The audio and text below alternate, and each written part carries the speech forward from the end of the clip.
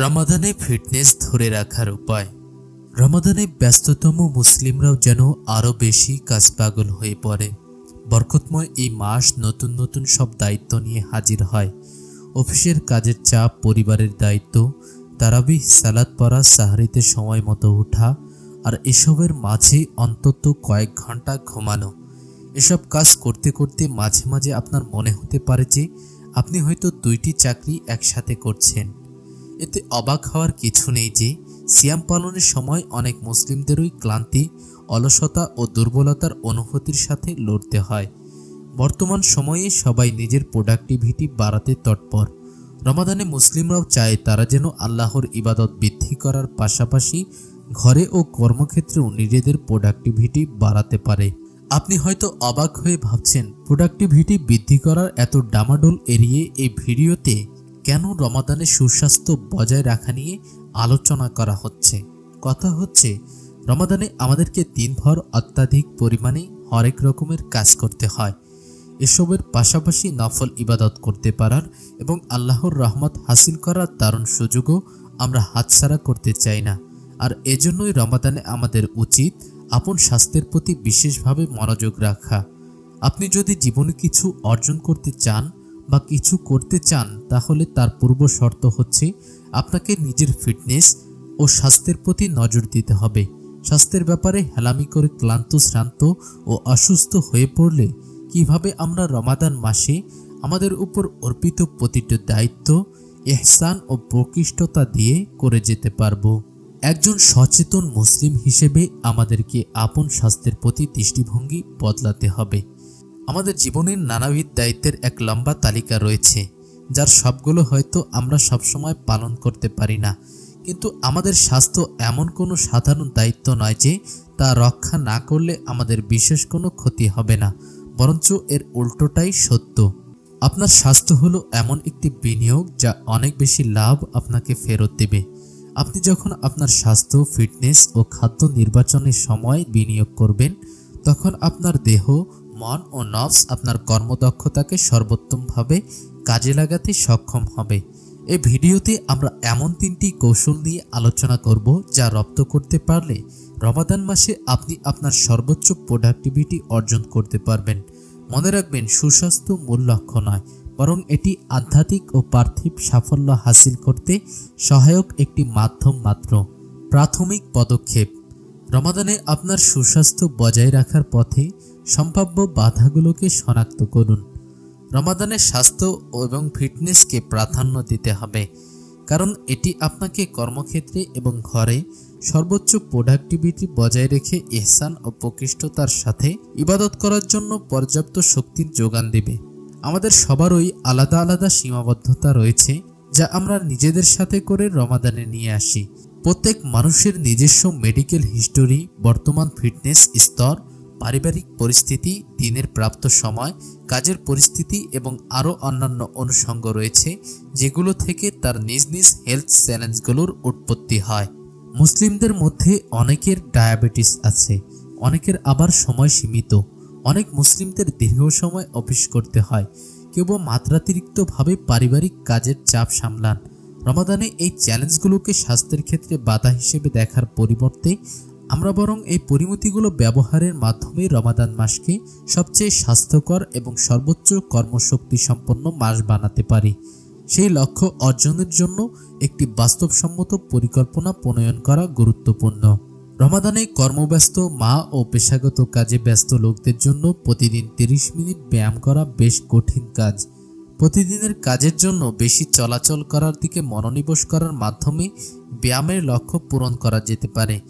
আপনি যদি জানেন যে নিজের সেরাটা দিতে হলে আপনাকে ওজন কমাতে হবে, তাহলে ইফতার পার্টিগুলোর দাওয়াতে গিয়ে আপনার নিজেকে নিয়ন্ত্রণ করতে হবে এবং ইফতারের সময় সুষম খাদ্য তালিকা নির্ধারণ করে রাখতে হবে। সে লক্ষ্যে আগেভাগেই আপনাকে পরিকল্পনা সাজাতে হবে। ডায়াবেটিসে আক্রান্ত রোগীরা ইফতারের খাদ্য তালিকায় কম শর্করাপূর্ণ, লো কার্ব খাবারকে প্রাধান্য দেওয়ার ব্যাপারে নিজ নিজ পরিবারের সাথে আলোচনা করে নিলে ভালো হয়। পাশাপাশি তারা সিয়াম রাখার ক্ষেত্রে তাদের কোনো স্বাস্থ্য ঝুঁকি আছে কিনা এবং সিয়াম থাকাবস্থায় তাদের ওষুধের শিডিউল কিভাবে সামঞ্জস্যপূর্ণ করা যায় সে বিষয়ে তাদের ডাক্তারের সাথে আলোচনা করে নিতে পারেন। নিচের তালিকা থেকে আপনি বেছে নিতে পারেন রমাদানে কোন কোন চ্যালেঞ্জের সম্মুখীন আপনাকে হতে হবে এবং সে সাপেক্ষে আপনার সুস্বাস্থ্য বজায় রাখার জন্য পরিকল্পনা করে নিতে পারেন। কাজের বাধ্যবাধকতা এবং সময়ের সীমাবদ্ধতা, পারিবারিক দায়-দায়িত্ব। রমাদানে আপনার পরিবারের খাবারের পদ্ধতি যা আপনাকে প্রভাবিত করতে পারে, আপনার বর্তমান ফিটনেস লেভেল, আপনার বর্তমান মেডিকেল হিস্টোরি। রমাদানে সুস্বাস্থ্য বজায় রাখা নিয়ে প্রচুর পড়াশোনা করে তার কিছুই যদি আপনি কাজে পরিণত করতে না পারেন তবে আপনার সে চেষ্টা বৃথা। তার চেয়ে বরং আপনি ছোট ছোট কার্যকর পদক্ষেপ গ্রহণের মাধ্যমে রমাদানে আপনার স্বাস্থ্য ও ফিটনেস ধরে রাখতে সহায়ক হবেন। খুব বেশি কিছু করতে হবে না, নিজের চ্যালেঞ্জগুলোকে শনাক্ত করুন এবং একটি ব্যক্তিগত পরিকল্পনা সাজিয়ে নিন যা আপনার জীবনযাত্রার সাথে সামঞ্জস্য রেখে রমাদানে আপনার স্বাস্থ্য ও ফিটনেস ধরে রাখতে আপনাকে সাহায্য করবে।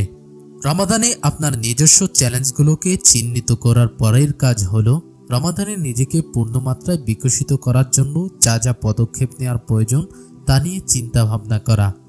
রমাদানে প্রোডাক্টিভ হওয়ার গোপন কৌশল হলো স্বাস্থ্যগত সমস্যার কারণে রমাদানে আপনি যে মানসিক যন্ত্রণা এবং অস্বস্তিতে ভুগতে থাকেন তা কমিয়ে ফেলা। সিয়াম পালনের সময় আপনাকে যে জিনিসটি আপনার সেরাটা পৌঁছতে বাধা দেয় হয়তো তা হলো মানসিক যন্ত্রণা এবং অস্বস্তি। তাছাড়া আপনি হয়তো ক্ষুধার জ্বালার কারণে সালাতে মনোযোগী হতে পারছেন না, অথবা মাথা ব্যথা এবং তৃষ্ণার কারণে হয়তো কাজকর্মে আপনার প্রোডাক্টিভিটি কমে যাচ্ছে। রমাদানে আপনি যে অস্বস্তি বা মানসিক যন্ত্রণা অনুভব করেন তার কারণে আপনার প্রোডাক্টিভিটি বাধাগ্রস্ত হয়। এটা হতে পারে আপনার দেহের অসামঞ্জস্যপূর্ণ আউটপুট, ইনপুট, রিচার্জ বা এই তিনটির যে কোনো সংমিশ্রণের কারণে। আউটপুট নড়াচড়া, ইনপুট খাদ্য ও পুষ্টি, রিচার্জ ঘুম ও বিশ্রাম। পদক্ষেপ 1, আপনার আউটপুট অপটিমাইজ করুন। নিট মুভমেন্টের মাধ্যমে অলসতা কাটিয়ে উঠুন। রমাদানে অনেক মুসলিমরাই ক্লান্তি, দুর্বলতা, ক্ষুধা, বিরক্তি এবং উদ্দীপনা না থাকার অভিযোগ করে থাকেন। এর অন্যতম একটি বড় কারণ হঠাৎ চলাচলের হ্রাস ঘটা। সিয়াম অবস্থায় আপনি যত বেশি চলাচল করবেন শরীরবৃত্তীয় দৃষ্টিকোণ থেকে আপনি তত বেশি উদ্দীপ্ত বোধ করবেন, কারণ এতে আপনার দেহে এন্ডোরফিনস এবং উদ্দীপনাবর্ধক হরমোনগুলি নিঃসরণ হবে। যদিও অনেক মুসলমান রমাদানে যতটা সম্ভব সামান্য চলাচল করার চেষ্টা করেন, তবুও আপনি যদি অনুধাবন করতে পারেন যে এই চলাচল আপনার প্রোডাক্টিভিটি আকাশচুম্বী করে তুলবে এবং এই বারাকাময় মাসে অধিক পরিমাণে ইবাদত করার ক্ষমতাকে বাড়াতে সহায়তা করবে, তবে এক্ষেত্রে আপনি অন্যান্যদের চাইতে থাকবেন অনেক বেশি এগিয়ে। যদি আপনি এই ধারণা করে থাকেন যে ফিটনেস কেবলমাত্র জিমে গেলেই হয় বা ফিটনেস কেবলমাত্র অল্প বয়স্ক ফ্যাশনেবল তরুণদের জন্য, তাহলে আপনার এই ধারণাটি ভুল। ফিটনেস হলো আপনার দৈনিক চলাচলের স্তম্ভ, যা আপনাকে একটি অলস, ইনঅ্যাক্টিভ জীবনযাত্রার ফলশ্রুতিতে প্রাপ্ত নেতিবাচক স্বাস্থ্যের পরিণতি থেকে রক্ষা করে। সত্যি বলতে শরীরের যে কোনো ধরনের নড়াচড়ায় ব্যায়ামের অন্তর্ভুক্ত। বর্তমানে আমাদের সমস্যা এটা নয় যে আমরা কম ব্যায়াম করি, সমস্যা হলো আমরা কম নড়াচড়া করি। আমাদের দৈনিক অফিসে প্রায় 8 ঘন্টা বসে থাকে ল্যাপটপে কাজ করি এবং আমাদের শরীরকে একদমই ব্যবহার করি না। রাসূলুল্লাহ সাল্লাল্লাহু আলাইহি ওয়াসাল্লাম এবং তার সাহাবীগণ কর্মক্ষম জীবনযাপন করতেন, যা তাদের বৃদ্ধ বয়স পর্যন্তও কাজে দিত। বেশ ভালোভাবে বর্ণিত আছে যে ওমর ইবনুল খাত্তাব রাদিয়াল্লাহু আনহু বলতেন, তোমাদের সন্তানদের সাঁতার, তীরন্দাজি এবং ঘোড়াতে চড়তে শেখাও। সেই সময়ের সবচেয়ে ক্রিয়াশীল 3টি খেলা ছিল এগুলো। ফিটনেস হলো কাজ করার সময় দ্রুত হাঁটার মাধ্যমে নেওয়া বিরতি, যা আপনার পেশিগুলোকে দুর্দম ও অনমনীয় করতে প্রতিরোধ করে। ফিটনেস হচ্ছে লিফটের পরিবর্তে সিঁড়ি নেওয়া এবং মসজিদের পার্কিংয়ের পিছনে পার্কিং করা, যাতে আপনি তারাবির আগে অতিরিক্ত কিছু কদম হেঁটে নিতে পারেন। ফিটনেস হচ্ছে রমাদানে অফিসিয়াল লাঞ্চ ব্রেকের সময় পার্কিং লটে একটু সময় হেঁটে নেওয়া। এই ধরনের চলাচলকে নিট মুভমেন্ট বলা হয়, নন এক্সারসাইজ অ্যাক্টিভিটি থার্মোজেনেসিস, যা প্রতিদিন এইরকম চলাফেরার দ্বারা দেহের ক্যালোরিগুলো ব্যয় হওয়া একটি প্রক্রিয়া বোঝায়। বিখ্যাত মায়ো ক্লিনিকের সহকারী পরিচালক জেমস লেভিন 2005 সালে একটি গবেষণা প্রকাশ করেছিলেন, যার মূল বিষয়বস্তু ছিল নিট। তিনি 20 জন লোকের কাজকর্ম প্রত্যক্ষ করে দেখলেন যে হালকা পাতলা গড়নের লোকেরা মোটা লোকদের তুলনায় দিনে 2 ঘন্টা বেশি সময় নিজেদের পায়ের উপর দাঁড়িয়ে থাকতে সমর্থ হয়েছিলেন। এর মানে হলো তারা দৈনিক 350 ক্যালোরি বেশি খরচ করতে সক্ষম, অর্থাৎ তারা বছরে 30 থেকে 40 পাউন্ড পর্যন্ত ওজন কমাতে পারেন। আপনার প্রতিদিনের নিট চলাচল যত বেশি, আপনার বিপাক ক্রিয়া তত বেশি। ফলে আপনার শক্তি আরও দৃঢ় হবে এবং আপনার একাগ্রতা আরও বেশি সময় জুড়ে ইবাদতে বিদ্যমান থাকবে। যদিও বেশিরভাগ মুসলিম রমাদানে তাদের নিট চলাচল হ্রাস করে ফেলেন, তবে আপনি আপনার অফিসের কাজে, বাড়ির কাজে এবং ইবাদতে যথাসম্ভব কার্যকর হওয়ার জন্য সারাদিন ধরে এই ধরনের চলাচল বাড়ানোর সুযোগগুলো সন্ধান করুন। নিট চলাচল বৃদ্ধিতে যা করতে হবে: একটি স্টেপ ট্র্যাকার বা ফ্রি অ্যাপ ব্যবহার করে রমাদানের আগে পুরো একদিনের জন্য আপনার স্টেপগুলো ট্র্যাক করুন, অর্থাৎ প্রতিদিন আপনি কত স্টেপ হাঁটেন বা চলাচল করেন তার একটি হিসেব নিন। আপনার বর্তমানে নিট চলাচল নির্ধারণ করতে এই হিসেবকে বেসলাইন হিসেবে ব্যবহার করুন।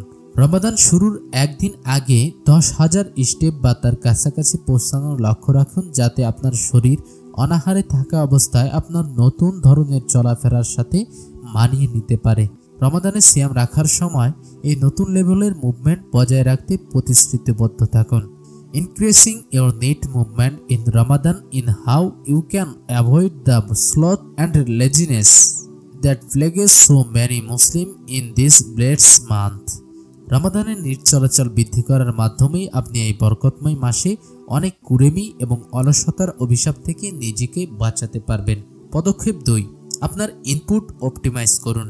অনেক মুসলিমই একমত যে রমাদানে স্বাস্থ্যকর খাবার খাওয়া অত্যন্ত গুরুত্বপূর্ণ, অথচ অনেকেই সাংস্কৃতিক খাবার, চিনিযুক্ত মিষ্টান্ন এবং বেশি পরিমাণে খাবার গ্রহণ থেকে বিরত থাকতে রীতিমতো হিমশিম খান। তাই রমাদানে আপনার খাদ্য তালিকা নির্বাচনের ক্ষেত্রে মূল নীতিটি হলো ভারসাম্য। আপনি আপনার সব ধরনের পছন্দসই ঐতিহ্যবাহী খাবার, এমনকি মাঝে মাঝে মিষ্টান্ন উপভোগ করতে পারেন, তবে ভুলে যাবেন না যে সাহরি এবং ইফতার হচ্ছে দীর্ঘ সময় সিয়াম পালনের প্রস্তুতির ক্ষেত্রে আপনার দেহের জন্য প্রয়োজনীয় শক্তির যোগান দেওয়ার এবং পুনরায় শক্তি উৎপাদন করার সুযোগ। তাই আপনার ঘরবাড়ি ও অফিসের কাজ, চলাফেরা, রাতের ইবাদত এবং পরবর্তী দিনে সিয়াম পালনের সময় ইবাদত করতে পারার সম্ভাবনা সমূহ মূলত সাহরি ও ইফতারে আপনার নির্বাচিত খাবার থেকে প্রাপ্ত শক্তির উপর নির্ভর করে। প্রথমে আপনি আপনার দেহের ইনপুট হিসেবে যে খাবারটি গ্রহণ করছেন তা বিবেচনা করুন। খাদ্য উপাদানের মধ্যে বিভিন্নতা, প্রোটিন, কার্বোহাইড্রেট, শাকসবজি, ফলমূল, দুগ্ধ, স্বাস্থ্যকর চর্বি আপনার খাবারের ভারসাম্য নিশ্চিত করার একটি সহজ উপায়। অনেক মুসলিমই তাদের প্লেটগুলি কেবল সাধারণ কার্বোহাইড্রেট এবং প্রোটিন দিয়ে পূর্ণ করার দিকে ঝুঁকে থাকেন, তবে আপনি আপনার খাবারগুলোকে শাকসবজি, মটরশুঁটি এবং শস্য দ্বারা যত বেশি যোগ করতে পারেন, তত বেশি আপনার খাদ্য আপনার শক্তি চাহিদা এবং ক্ষুধার অনুভূতি নির্বাপিত করতে সহায়ক হবে। তাই প্রতিটি সাহরি এবং ইফতারে খাবারে একরকম 3-4টি খাবার অন্তর্ভুক্ত করার চেষ্টা করুন। এরকম 3-4টি খাবার অন্তর্ভুক্ত করার চেষ্টা করুন যা আপনার শরীরে প্রতিটি খাদ্য উৎপাদন সরবরাহ করতে সচেষ্ট হবে। সাহরিতে উচ্চমাত্রায় ফাইবার এবং প্রোটিনযুক্ত খাবারগুলো আপনার সিয়াম পালনের পুরো দিন জুড়ে আপনাকে ভরপেট রাখবে। ফাইবার সমৃদ্ধ খাবার: শস্যদানা, ওটমিল, মসুর ডাল, শাকসবজি, বাদাম, ফলমূল, আপেল, বেরি ইত্যাদি। প্রোটিন সমৃদ্ধ খাবার: মাছ, মুরগি, ডিম, মটরশুঁটি, দই, কুটির পনির, ওটমিল, ডাল ইত্যাদি। ইফতারে ফাইবার এবং উচ্চতর প্রোটিনযুক্ত খাবারগুলোকে অগ্রাধিকার দেওয়ার পাশাপাশি হাইড্রেটিং খাবারগুলোকে আপনাকে ভরপেট রাখতে এবং খাদ্য উপাদানগুলোর সুষম বন্টন করতে সহায়তা করবে। হাইড্রেটিং খাবার: বিভিন্ন ধরনের স্যুপ, ফল যেমন তরমুজ, শাকসবজি ইত্যাদি। রমাদানে স্বাস্থ্যকর খাবার খাওয়ার মূল চাবিকাঠিটি হলো আপনি যদি বিভিন্ন খাদ্য গ্রুপের কাঁচা উপাদান বেছে নেন এবং এই সুন্দর প্রাকৃতিক খাবারগুলোকে অতিরিক্ত পরিমাণে চর্বির সাথে বা অতিরিক্ত তেল বা শর্করাযুক্ত উপাদানের সাথে মিশিয়ে খাওয়া থেকে বিরত থাকতে পারেন, তবে সমস্ত সাংস্কৃতিক ঐতিহ্যবাহী খাবারগুলো স্বাস্থ্যকর হতে পারে। তাই ভারসাম্যই হচ্ছে মূলনীতি। যখন আপনি সিয়াম পালন করছেন না, তখন অধিক পরিমাণে পানি গ্রহণের মাধ্যমে মাথা ব্যথাকে প্রতিহত করুন। যদিও অনেক মুসলিমই তাদের খাবার নির্বাচনের সম্পর্কে ভেবে অনেক সময় ব্যয় করেন, তবে হাইড্রেশন পানি গ্রহণ আপনার সামগ্রিক কর্মক্ষমতা এবং শক্তির চাহিদার ক্ষেত্রে বিবেচনার জন্য সবচেয়ে গুরুত্বপূর্ণ বিষয়গুলির মধ্যে একটি। ডিহাইড্রেশন মাথা ব্যথা, জ্বালা পোড়ার পাশাপাশি আপনার ফোকাস এবং স্বচ্ছতা হ্রাস করতে পারে। সাহরি এবং ইফতারের সময় অনেক বেশি পরিমাণে পানি গ্রহণ করুন এবং তারাবি ও রাতের সালাতের সময় আপনার সাথে প্রয়োজনে একটি পানির বোতল রাখুন। মনে রাখবেন, পানি গ্রহণ করা খাবার গ্রহণের মতোই গুরুত্বপূর্ণ। পদক্ষেপ 3, রিচার্জ। পর্যাপ্ত পরিমাণ ঘুমের মাধ্যমে ক্লান্তি এড়িয়ে চলুন। রমাদানের রাতগুলো অনেক ছোট হয়, তাই রাতের সালাত ও ইবাদতের ব্যস্ততার কারণে পর্যাপ্ত পরিমাণে ঘুমানো মুশকিল হয়ে যায়। তবে রমাদানের সময় মুসলমানদের আচরণ নিয়ে করা একটি গবেষণায় দেখা গেছে যে 60% সিয়াম পালনকারী ব্যক্তি যারা রাত 11টার পরে জেগে থাকেন, তারা তাদের জাগ্রত থাকার কারণ হিসেবে পরিবার এবং বন্ধুদের সাথে সময় কাটানো এবং টিভি দেখাকে দায়ী করছেন। যেহেতু রমাদানের রাতগুলো ইবাদত ও বারাকা লাভের যেমন একটি মূল্যবান সুযোগ, তেমনি আমাদের দেহের বিশ্রাম, মেরামত ও রিসার্চের জন্য একটি প্রয়োজনীয় সময়। তাই রাতের বেলা প্রথমে আপনার ইবাদতকে এবং তারপরে আপনার ঘুমকে এবং ঘুমের মাধ্যমে বিঘ্নতা কাটানোকে অগ্রাধিকার দেওয়া গুরুত্বপূর্ণ। তারাবিয়ের পরে মসজিদে ঘোরাফেরা পরিহার করে এই মুহূর্তগুলোকে ইবাদত বা বিশ্রামের জন্য যথাযথভাবে ব্যবহার করা দরকার। নবীজি সাল্লাল্লাহু আলাইহি ওয়াসাল্লাম আপনার দেহের চাহিদা অবহেলা না করার গুরুত্বের উপর জোর দিয়েছেন। আনাস ইবনু মালিক থেকে বর্ণিত, তিনি বলেন, 3 জনের একটি দল রাসূলুল্লাহ সাল্লাল্লাহু আলাইহি ওয়াসাল্লামের ইবাদত সম্পর্কে জিজ্ঞেস করার জন্য রাসূল সাল্লাল্লাহু আলাইহি ওয়াসাল্লামের বিবিগণের ঘরে আসলেন। যখন তাদেরকে এ সম্পর্কে অবহিত করা হলো, তখন তারা এই ইবাদতের পরিমাণ যেন কম মনে করল এবং বলল, আমরা রাসূল সাল্লাল্লাহু আলাইহি ওয়াসাল্লামের সমকক্ষ হতে পারি না, কারণ তার আগেও ও পরের সকল গুনাহ মাফ করে দেওয়া হয়েছে। এমন সময় তাদের মধ্যে থেকে একজন বলল, আমি সারা জীবন রাতে সালাত আদায় করতে থাকব। অপর একজন বলল, আমি সারা বছর সিয়াম পালন করব এবং কখনো বিরতি দিব না। অপরজন বলল, আমি নারী বিবর্জিত থাকব, কখনো বিয়ে করব না। এরপর রাসূলুল্লাহ সাল্লাল্লাহু আলাইহি ওয়াসাল্লাম তাদের নিকট এলেন এবং বললেন, তোমরাই কি ওই সকল ব্যক্তি যারা এরূপ কথাবার্তা বলেছ? আল্লাহর কসম, আমি আল্লাহকে তোমাদের চেয়ে বেশি ভয় করি এবং তোমাদের চেয়ে তার প্রতি আমি বেশি আনুগত্যশীল। অথচ আমি রোজা পালন করি, আবার রোজা থেকে বিরতও থাকি, সালাত আদায় করি এবং ঘুমাই ও বিয়ে শাদী করি। সুতরাং যারা আমার সুন্নতের প্রতি বিরাগ ভাব পোষণ করবে, তারা আমার দলভুক্ত নয়। ইবাদতের মাঝের সময়টাতে অধিক পরিমাণে ঘুমানোর চেষ্টা করুন। দিনে অল্প সময় হালকা ঘুমের মাধ্যমে আপনি আপনার ঘুমের ঘাটতি অনেকাংশে পূরণ করে নিতে পারেন। গবেষণায় প্রমাণিত হয়েছে যে ছোট ছোট ন্যাপের মাধ্যমে আপনি আপনার ঘুমের ঘাটতি পুষিয়ে নিতে পারেন। অর্থাৎ সাপ্তাহিক ছুটিতে একটু বেশি ঘুমিয়ে বা দিনের কিছু সময় ভাত ঘুম দিয়ে ঘুমের ঋণ দ্রুত এবং সংক্ষিপ্ত মাত্রায় শোধ করা হলে ঘুম কম হওয়ার কারণে স্বাস্থ্য ঝুঁকির মাত্রা কমবে। উদাহরণস্বরূপ, সাপ্তাহিক ছুটিতে 1 ঘন্টা অতিরিক্ত ঘুমানো বা 20 মিনিটের পাওয়ার ন্যাপ নিয়ে ঘুমের ঋণ পরিশোধ করা যেতে পারে। রাতে কিছু সময় কম ঘুমালেও এই পাওয়ার ন্যাপগুলো বা সপ্তাহান্তে সামান্য অতিরিক্ত ঘুম সারা সপ্তাহের ঘুমের ঘাটতি পূরণ করে দিবে এবং শরীরে নেতিবাচক প্রভাব পড়তে দিবে না। রমাদানের দিনগুলো দীর্ঘ অনুভূত হলেও আমরা সকলেই জানি যে রমাদানের রাতগুলো খুব তাড়াতাড়ি চলে যায়। একজন ক্রীড়াবিদ যেমন তাদের প্রধান ক্রীড়া মৌসুমে সর্বোচ্চ পারফরম্যান্সের জন্য নিজেকে প্রস্তুত করেন, ঠিক তেমনই আমাদের পারফরম্যান্স এবং স্বাস্থ্য সম্পর্কে সচেতন হওয়ারও এটি একটি সংক্ষিপ্ত সুযোগ। রমাদানের এই সময়ে আপনার আউটপুট, ইনপুট এবং রিচার্জের রুটিন সাজানোর পাশাপাশি আপনার কামনা বাসনাকেও এই বারাকাময় মাসে কাজে এবং ইবাদতে সর্বাধিক পারফরম্যান্সের জন্য গুটিয়ে ফেলা আপনার জন্য অনেক মূল্যবান।